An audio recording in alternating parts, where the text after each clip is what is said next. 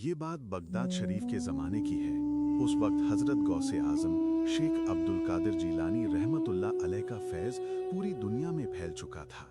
दूर दूर से लोग आपकी खिदमत में हाजिर होते थे। कोई अपनी बीमारी लेकर आता, कोई परेशानी लेकर, और अल्लाह ताला आपकी दुआ से हर मुश्किल को आसान फरमा देता। आपकी शख्सियत इतनी रोशन थी कि जो भी आपकी नज़र में आता उसकी ज़िंदगी बदल जाती। इसी बगदाद के एक गांव में एक बूढ़ी माँ रहती थी। वो बहुत गरीब थी, लेकिन उसके दिल में अल्लाह और उसके वलियों के लिए सच्चा प्यार था। उसका एक जवान बेटा था जो रोजगार की तलाश में दूर देश चला गया था। कई साल बीत गए, लेकिन वो बेटा लौट कर नहीं आया।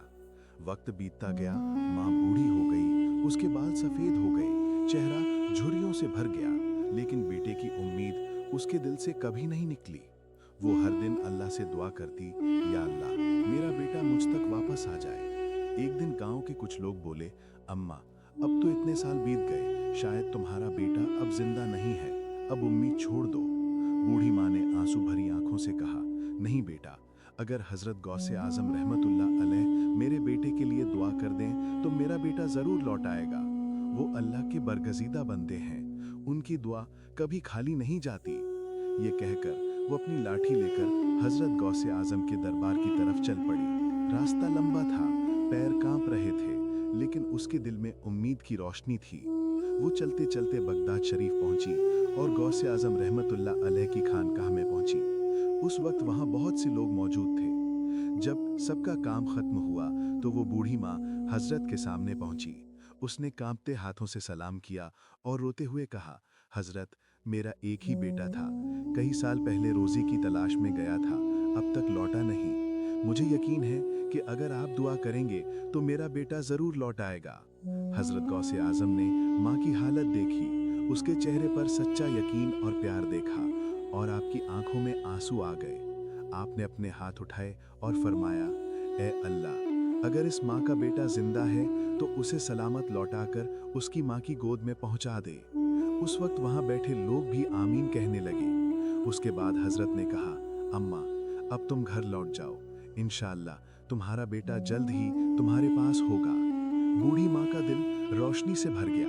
वो बार बार दुआएं देती हुई वापस चली गई। दूसरी तरफ उसी वक्त दूर एक जंगल में एक नौजवान काफिले के साथ सफर कर रहा था। अचानक तेज आंधी चली और काफिला रास्ता भटक गया। उस नौजवान ने अपने साथियों से कहा, चलो हम बगदाद की तरफ चलें। सुना है वहां गौसे आजम रहमतुल्लाह अलैह का दरबार है। जब वो कुछ दूरी तक चला तो अचानक उसे लगा जैसे किसी ने उसके दिल में आवाज दी, तेरी माँ तेरी राह देख रही है, जल्दी लौट जा। वो आवाज इतनी असरदार थी कि उसने तुरंत काफिले से अलग होकर अपने गांव की राह पकड़ ली। जब वो घर पहुंचा तो दरवाजे पर उसकी माँ बैठी थी।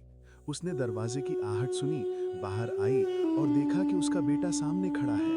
वो खुशी से रो पड़ी, कहने लगी, बेटा, मुझे पता था कि गौसे आजम रहमतुल्लाह अलैह की दुआ मुझे खाली नहीं लौटाएगी। माँ ने बेटे को गले से लगाया और दोनों की आंखों से आंसू बहने लगे, शुक्र के आंसू, मोहब्बत के आंसू।